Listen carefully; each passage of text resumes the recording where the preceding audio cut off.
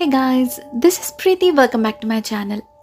दोस्तों, आज हम बात करने वाले हैं एक 2020 रिलीज्ड मिस्ट्री थ्रिलर एपिसोड के बारे में जिसका नाम है रिप्ले।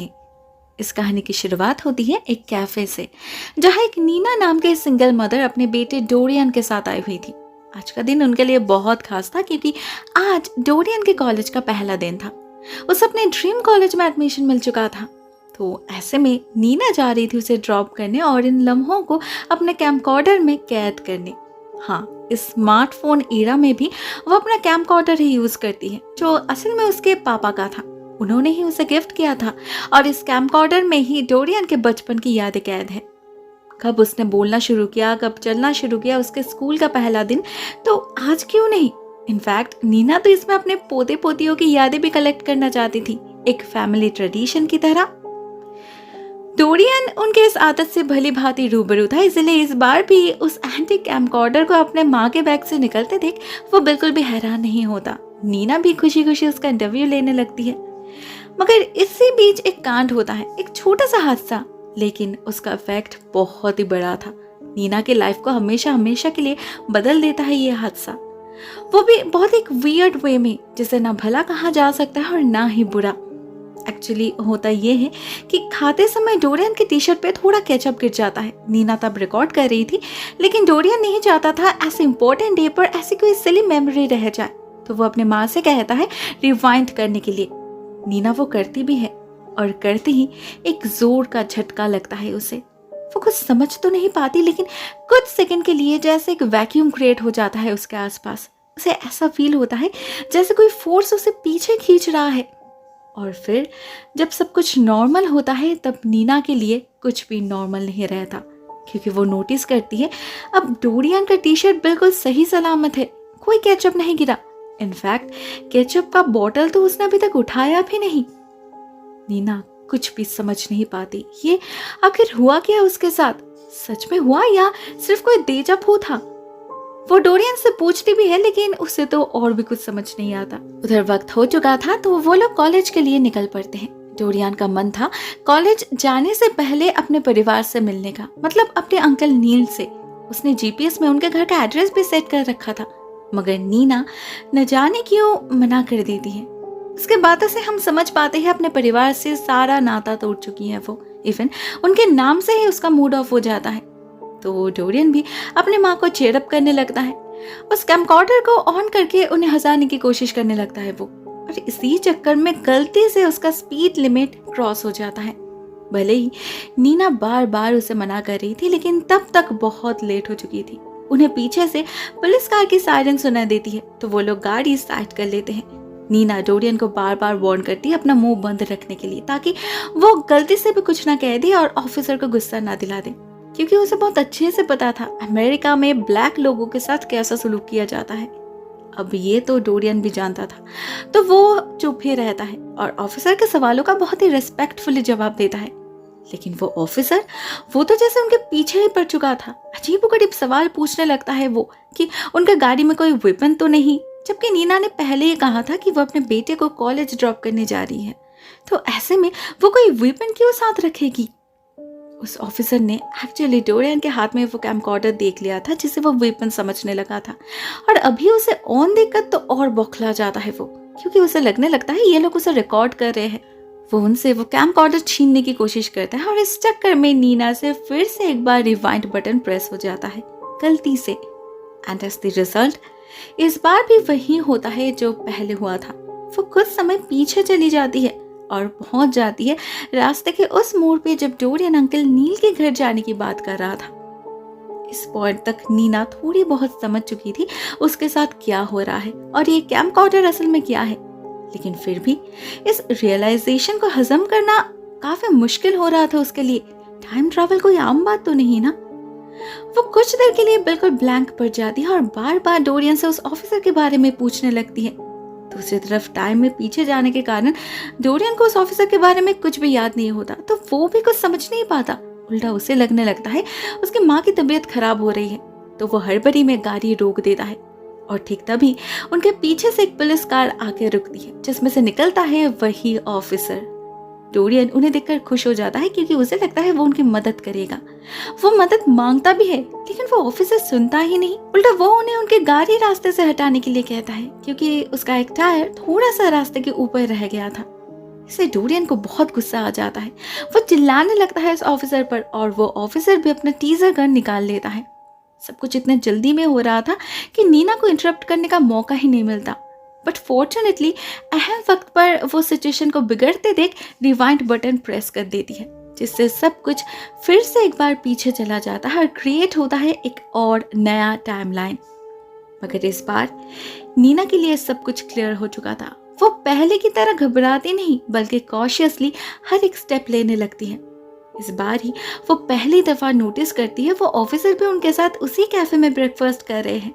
मतलब शुरू से ही वो वहीं पर थे, तो हो सकता है उसने तभी से उन्हें टारगेट बनाया हो, क्योंकि लास्ट 2 बार जो हुआ इससे ये तो बिल्कुल क्लियर हो चुका था कि वो बिना किसी एक्चुअल रीजन के उन्हें परेशान कर रहा है।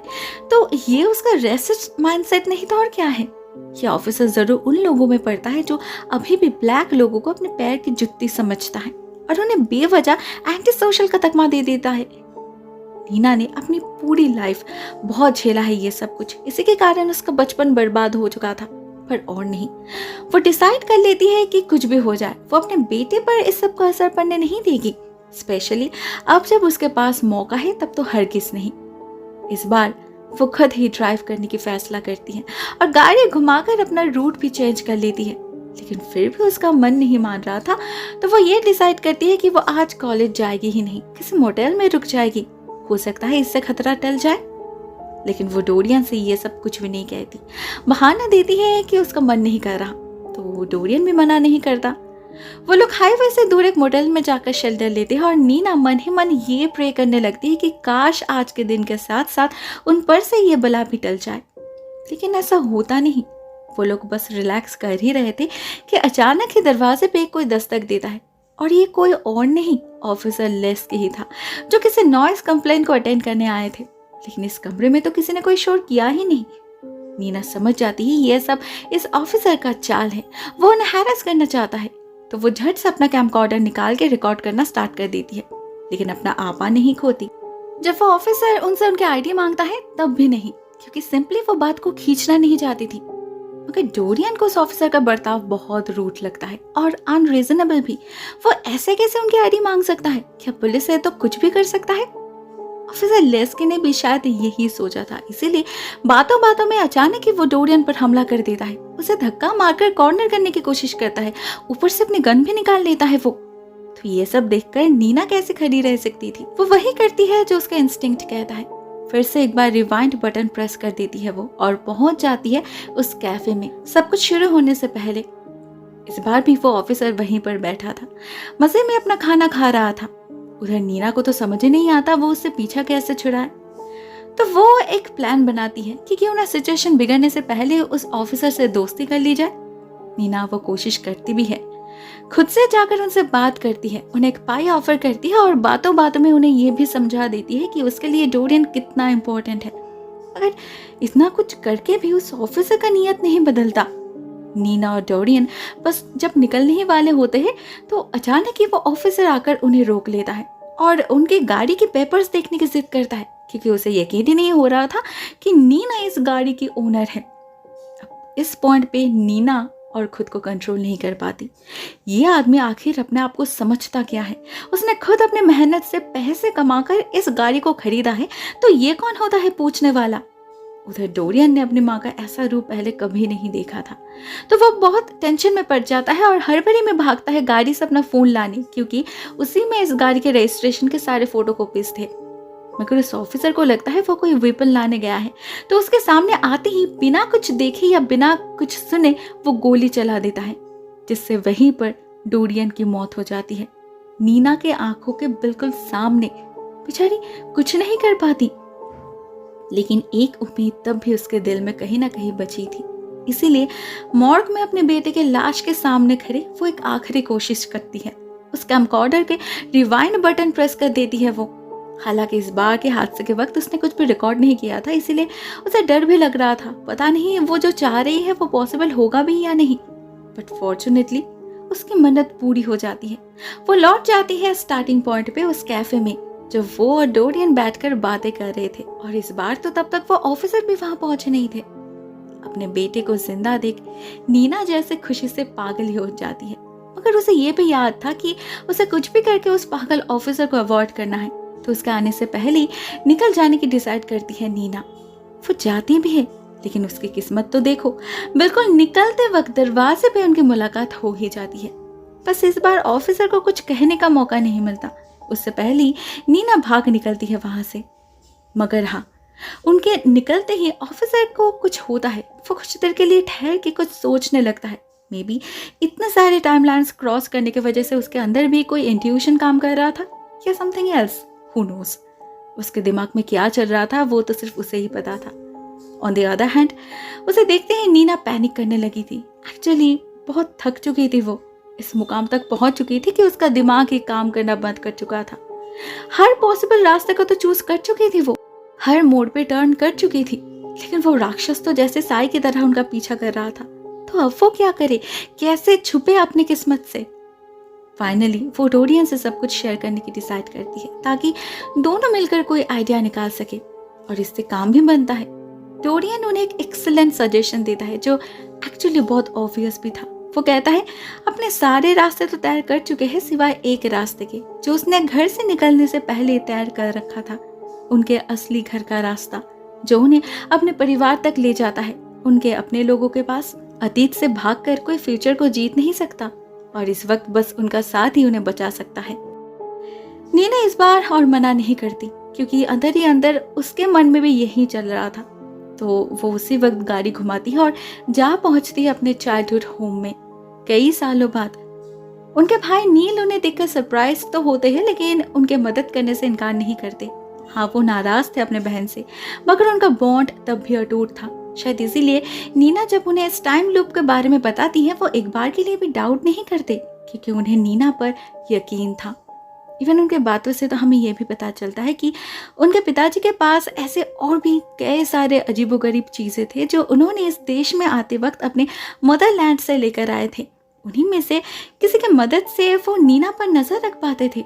इतनी दूर रहकर भी इतने सालों से उन्हें हमेशा पता होता था नीना कब कहाँ है, उसके लाइफ में क्या चल रहा है। अब ये वो किसी चीज़ के बदौलत कर पाते थे या उनके अंदर कोई स्पेशल पावर थी, वो तो नहीं पता।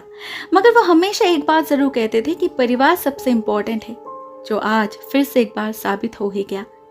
नील नीना को प्रॉमिस करते हैं कि कुछ भी हो जाए वो डोरियन को कॉलेज पहुंचा कर ही रहेंगे, क्योंकि ये सिर्फ इस टाइम लूप से बाहर निकलने की बात नहीं है या किसी टाइम सर्कल को तोड़ने की बात नहीं है, बात है उनके वजूद की।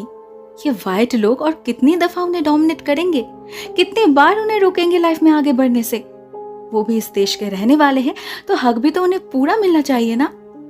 फाइनली बहुत सोच समझ के एक बहुत ही ऑसम आइडिया ढूंढ निकालते हैं नील। उनके पास इस एरिया का ब्लूप्रिंट था, वो भी 1950s का बना हुआ। तब से लेकर आज तक यहाँ पर बहुत कुछ बदला है, बहुत कुछ रेनोवेट किया गया है। कई परिवार आए, कई गए, काफी बिल्डिंग्स बने, कई टूटा, मगर जो चीज कॉन्स्टेंटली रह गई वो है एक ड्रेनेज सिस्टम। वो लोग जब छोटे थे तब उनके पिता यहाँ आते थे काम करने। उस सिलसिले में नील भी कई बार आ चुका है यहाँ पर, और कुछ एडवेंचर ट्रिप्स के दौरान उन्हें पता चला है इसके मल्टीपल एग्जिट पॉइंट्स के बारे में, जिनमें से एक उसी कॉलेज के सामने है जहाँ डोरियन जाना चाहता है। सुनने में कितना ही अनरियल क्यों ना हो, मगर ये कोई इत्तेफाक नहीं था। ऊपर वाला हमेशा ही उनकी मदद करते हैं जो मदद मांगते हैं, भले ये रास्ते पर कितने ही ऑब्स्टैकल्स क्यों ना आए। डोरियन को इससे सेफ रास्ता नहीं मिल सकता था, तो वो और देर नहीं करते, उनके घर के बैकयार्ड से होते हुए पहुंच जाते हैं उस टनल में और निकलते हैं डायरेक्टली कॉलेज के बिल्कुल सामने। अपने सपनों से बस कुछ ही कदम की दूरी पर खड़ा था डोरियन। अभी सिर्फ उसे गेट को पार करना था बस। नीना भी बहुत खुश थी अपने बेटे को खुश देखकर, लेकिन उनकी ये खुशी ज्यादा देर टिकती नहीं, क्योंकि गेट को पार करने से ठीक पहले उनके सामने आकर खड़ा हो जाता है ऑफिसर लेस्की। उसने उन्हें उस ड्रेनेज से निकलते हुए देख लिया था, तो उसने ये गेस कर लिया कि ये लोग जरूर कोई एंटी सोशल लोग हैं और वहां छुपकर जरूर कुछ कंस्पायर कर रहे होंगे। इनफैक्ट अपने इस बेहुदा असम्पशन के चलते उसने अपने पूरे टीम को भी बुला लिया था वहां पर। सिचुएशन ऐसी बन चुकी थी कि सारे ब्लैक लोग जो कि बेसिकली स्टूडेंट्स और उनके गार्डियन थे, वो एक तरफ आ चुके थे और पूरी पुलिस टीम जो कि वाइट थे वो दूसरी तरफ।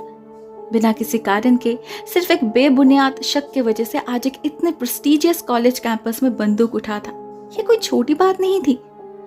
ऑफिसर को लगा था डोरियन और नीना उन्हें देखकर डर जाएंगे, सरेंडर कर देंगे, लेकिन ऐसा होता नहीं। इवन इस बार तो नीना अपने कैमकॉर्डर में रिवाइंड बटन भी प्रेस नहीं करती, क्योंकि इस बार उसे और डरना नहीं था।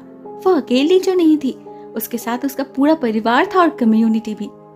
अभी बात और पर्सनल नहीं थी, न डोरियन की थी और ना ही किसी लूप से निकलने की थी। बात अभी सही और गलत की हो चुकी थी, ब्लैक वर्सेस व्हाइट। और कब तक ब्लैक लोगों को ऑपरेशन का शिकार होना पड़ेगा? कब तक उन्हें बेवजह टारगेट किया जाएगा? ये सवाल शायद सबके मन में था। इसीलिए जब नीना अपने कैमकॉर्डर में रिकॉर्ड स्टार्ट करती है, वहां खड़े बाकी स्टूडेंट्स भी अपना फोन निकाल लेते हैं। आखिर दुनिया को भी तो पता चले उनके साथ क्या हो रहा है। इससे होता ये कि इस यूनिटी को देखकर सारे ऑफिसर्स डर जाते हैं और अपने अपने गन लेकर वहां से भाग निकलते हैं। अकेला रह जाता है ऑफिसर लेस्की, तो अल्टीमेटली उसे भी पीछे हटना ही पड़ता है। डोरियन उसके सामने से कॉलेज में एंटर करता है अपने ब्राइट फ्यूचर की तरफ। लेस्की कुछ नहीं कर पाता। फाइनली नीना अपनी कोशिश में कामयाब हो चुकी थी। वो निकल पाए थे अपने टाइम लूप से। हाँ, ये प्रोसेस भयानक था और दर्दनाक भी, मगर इसके बदले उसके हाथ जो चीज लगी थी वो भी कुछ कम नहीं थी। ये तो जैसे हिडन ट्रेजर था उसके परिवार के लिए, जिसे वो अपनी पूरी लाइफ बहुत संभाल कर अपने पास रखती है। धीरे धीरे कई साल बीत जाते हैं। डोरियन के लाइफ पे बिल्कुल उसी तरह फ्लरिश करने लगता है जैसा नीना ने इमेजिन किया था। अपने पत्नी और बच्चे के साथ एक खुशहाल जिंदगी जीता है वो, और उसके जरिए नीना भी। बट इन इतने सारे सालों में इस कैमकॉर्डर का साथ नहीं छोड़ती वो। उसके बातों से हम समझ पाते हैं कि इन सालों में भी कई बार कई दफा इसका इस्तेमाल कर चुकी है नीना, जिसके बारे में शायद डोरियन को या और किसी को कुछ नहीं पता। सिर्फ उसे पता है कि कई बार टाइम को रिवाइंड करके अपने परिवार को कितने मुश्किलों से बचा चुकी है वो। कब तक? वो तो जैसे ऑब्सेस्ड हो चुकी थी इस चीज से, एक पल के लिए भी इसके बगैर वो जीना नहीं चाहती थी। हमेशा सब कुछ रिकॉर्ड करती रहती थी इस डर से कि कहीं कुछ छूट ना जाए, क्योंकि उसे पता था पास्ट को बदलना कोई परमानेंट सोल्यूशन नहीं है। फ्यूचर हमेशा ही अनप्रेडिक्टेबल रहेगा। लेकिन ऐसे तो उसकी जिंदगी अधूरी रह गई ना, वो तो कभी खुलकर एंजॉय ही नहीं कर पाई। इसीलिए एट द एंड डोरियन उनसे रिक्वेस्ट करता है कि अब बहुत हो चुका, पूरी लाइफ डर डर के बहुत जी चुकी है नीना, अब उसे इस कैमकॉर्डर को रख देना चाहिए, खुलकर सांस लेना चाहिए। नीना को भी यही सही लगता है इस पॉइंट पर, तो वो रख देती है उस कैमकॉर्डर को। लेकिन रखते ही उसकी पोती उसे उठाने जाती है और उसके हाथ से गिरकर चकनाचूर हो जाता है उसका हिडन ट्रेजर। नीना की इतने सालों की मेहनत उसके आंखों के सामने बिखर जाती है। अब वो चाहकर भी कुछ बदल नहीं पाएगी। तो अगर फिर से वैसा कोई सिचुएशन क्रिएट हो तो? ये सब सोचकर ही माथा खराब हो रहा था नीना का। लेकिन डोरियन बिल्कुल बेफिक्र था, उसे तो जैसे कुछ फर्क ही नहीं पड़ा। शायद उसे कुछ याद नहीं था, इसलिए वो बहुत ही कैजुअली अपने बेटे के लिए आइसक्रीम लाने निकल जाता है। मगर उसके निकलते ही नीना का दिल जोर जोर से धड़कने लगता है। उसे जैसे बाहर पुलिस कार की सायरन सुनाई दे रही थी। अब यह सिर्फ उसका भ्रम था या फिर हकीकत, ये तो नहीं पता। कहीं अतीत का वो काला साया फिर से उन पर कहर न बरसाए, और अगर बरसाया तो क्या करेगी नीना? दोस्तों, इस सवाल का जवाब हमें और इस कहानी में नहीं मिलता, क्योंकि ये फिल्म यहीं पर एंड हो जाती है। मेरे ख्याल से तो कहानी ठीक ठाक ही लगी मुझे, वन टाइम वॉच के लिए परफेक्ट है। What you think? Comment section में अपनी थॉट्स शेयर जरूर करना। आज के लिए बस इतना ही दोस्तों। Thank you so much for watching this video. बहुत जल्द मिलते हैं किसी और नई वीडियो के साथ। तब तक के लिए टेक केयर, टाटा।